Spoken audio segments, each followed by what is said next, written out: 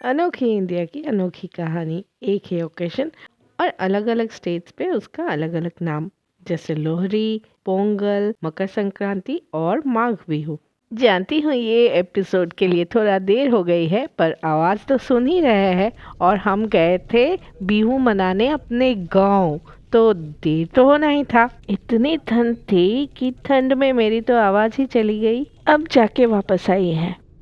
हम गए थे कोलियाबोर अपने गांव माघ बिहू मनाने, और बीच में हम रुके बोमानी बिल में कम्युनिटी फिशिंग देखने।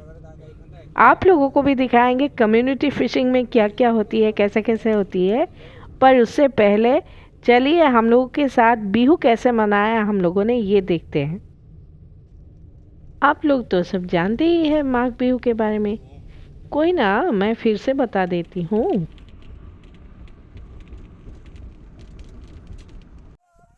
असमिया संस्कृति में बिहू एक विरासत परंपरा है। असम के कई जातीय समूह हैं जो बिहू को विभिन्न रीति रिवाजों और प्रथाओं के साथ मनाते हैं। हालांकि बिहू समृद्ध विविधता के बीच एकता और सद्भाव स्थापित करने में महत्वपूर्ण भूमिका निभाता है। बिहू 3 प्रकार के होते हैं: बोहाग बिहू, काटी बिहू और माघ बिहू। माघ बिहू असम के ग्रामीण क्षेत्र में सभी जातियों समूहों के लोगों द्वारा मनाए जाने वाला एक इम्पोर्टेंट फेस्टिवल है।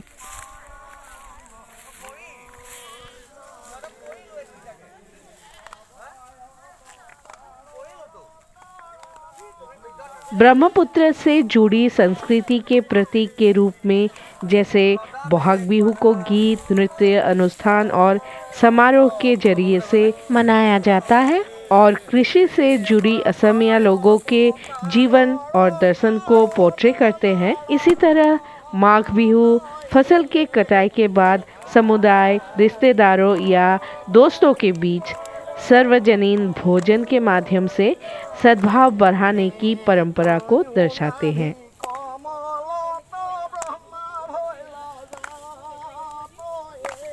तो हम आपको तो कम्युनिटी फिशिंग दिखाने जा ही रहे हैं, कम्युनिटी भोजन भी देख लीजिए। माघ बिहू के दौरान दिन हो या रात, असम में अपने दोस्त, रिश्तेदार या कम्युनिटी के साथ मिलजुल के पकाना, खाना खाना और मोस्ट इम्पोर्टेंटली पड़ोसियों की बागीचे से सब्जी चुराना बहुत मजेदार रिवाज है। ये जो लोग इकट्ठा होके आ रहे हैं और शोर कर रहे हैं ना, ये सभी लोग बोमानी बिल में फिशिंग के लिए आ रहे हैं। माघ बिहू इंडियन कैलेंडर के पोष संक्रांति के दिन मनाया जाता है, और इस बिहू के समय में यहाँ हर जगह खान पान और अनाज के एबंडेंस होती है। इसीलिए इसे भोग बिहू के रूप में भोगाली बिहू कहा जाता है। माघ महीने में अनेक प्रकार के अनाज और फसलें होती हैं। इस दौरान कोई कमी नहीं रहती, इसीलिए सभी मिलजुल कर संतोषपूर्वक भोजन करते हैं। घर घर विजिट करना, बिहू के स्पेशल खान पान एंजॉय करना इस बिहू का अभिन्न अंग है। अभी जो हम आपको विजुअल्स दिखा रहे हैं ना, ये झील में फिशिंग शुरू हो गई है। माघ बिहू के कुछ दिन पूर्व गांव के लोग बांस काटकर मेजी बनाते हैं। मेजी लकड़ी, बांस और धान के तने से बनाए गए एक प्रकार के ऊंची ढांचे को कहते हैं। कहीं कहीं तैयार मेजी को कुछ दिनों के लिए धूप में सूखने के लिए दिया जाता है, जब तक कि यह जलने के लिए उपयुक्त न हो जाए। सार्वजनिक स्थानों या नामघर में बांस काटने की एक निश्चित तिथि भी होती है। असम के अलग अलग जगहों में और अलग अलग जाति और जनजाति के बीच कुछ अलग अलग परंपराएं देखा जाता है।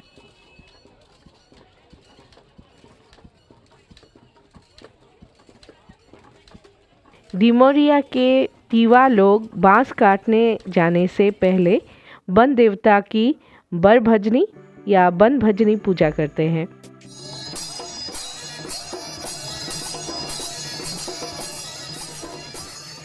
इस पूजा के लिए आवश्यक वस्तुएं जैसे सुपारी, पान, नारियल और बीन्स को चुराने की परंपराएं भी हैं। भेला घर के बांस को काटने के लिए जाने से पहले बोरो के बीज गौरोखिया पूजा करने की भी प्रथा है। भेला घर की बांस को काटने के लिए जाने से पहले बोरो जनजाति के बीच गौरोखिया पूजा करने की भी प्रथा है।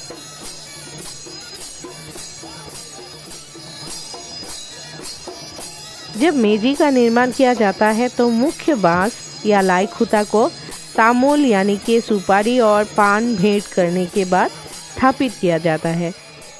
उरुका के दिन पहले भेला घर को विभिन्न फूलों और रंगीन कागज आदि से सजाया जाता है। कहीं कहीं भेला घर के सिर को केले के फूल, अन्य फूल और बांस के मुकुट से भी सजाया जाता है। राभा और तिवा में ताड़ के पत्तों का उपयोग करके भेला घर के मुकुट के नीचे आभूषण पहना जाता है।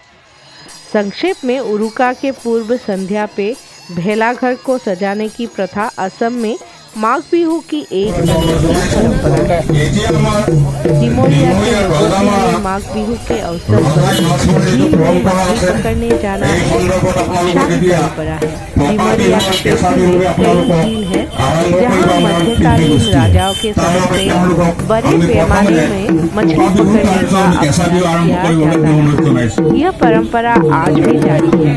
माघ बिहू के दिन और उरुका के दिन मछली पकड़ने का परंपरा पारशाली, बामनी, चालीसरा कथानी, तामुली दोबा आदि सरोवर या झील में बहुत प्रचलित है। यह डिमरिया के लोगों के सौहार्द का प्रतीक है।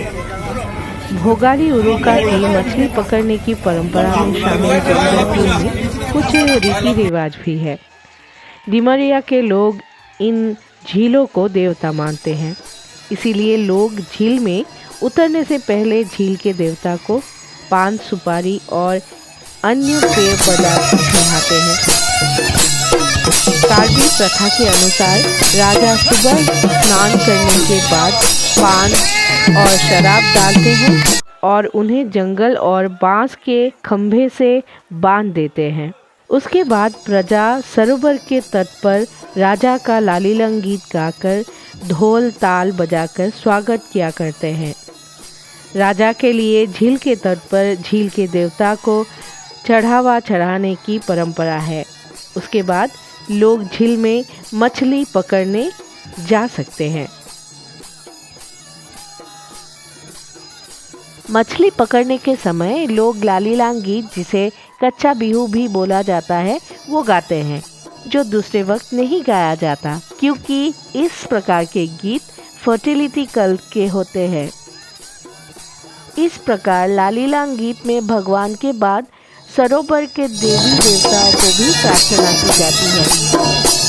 डिमोरिया एक ऐसे स्थान है जहाँ विभिन्न भाषाओं के और जातियों के लोग एक साथ रहते हैं। हालांकि इसकी सांस्कृतिक विशेषताएं विविध है। माघ बिहू के दौरान सामूहिक मछली पकड़ने की परंपरा के कारण झील के तट सद्भाव के प्रतीक बन जाते हैं। ये झील उरुका के दिन मछली पकड़ने के दौरान कृषक कवियों द्वारा रचित अनोखी मौखिक लालीलांग गीतों से गूंज उठते हैं।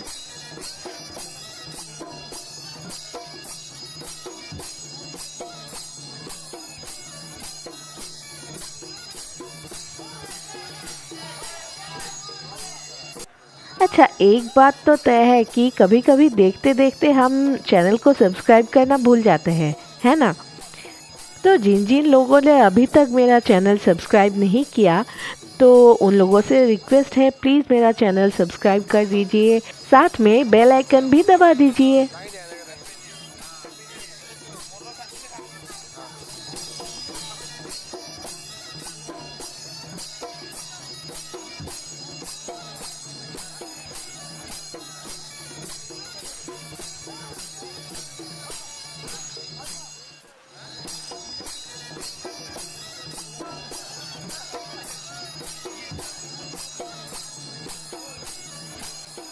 देखते रहिए पूर्वानी 15 और आज के लिए थैंक यू फॉर वॉचिंग।